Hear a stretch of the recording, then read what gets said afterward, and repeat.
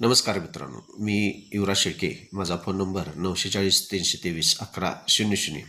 आज आपण ह्या व्हिडिओमध्ये दावा पुन्हा दाखल करता येतो का ह्याविषयी बघत आहोत.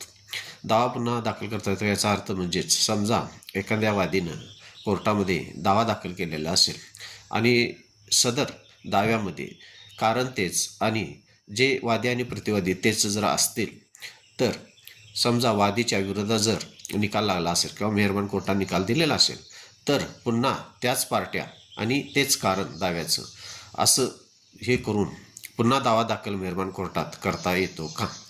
तर तुम्हाला पुन्हा तेच कारण आणि तेच पार्ट्या म्हणजेच जे काही वादी आणि प्रतिवादी असतील तर पुन्हा दाखल करता येत नाहीत, कारण त्याला दिवाणी प्रक्रिया संहिता 1908 कलम 8 नुसार रेस जुडिकाटाचा बाधा येतो.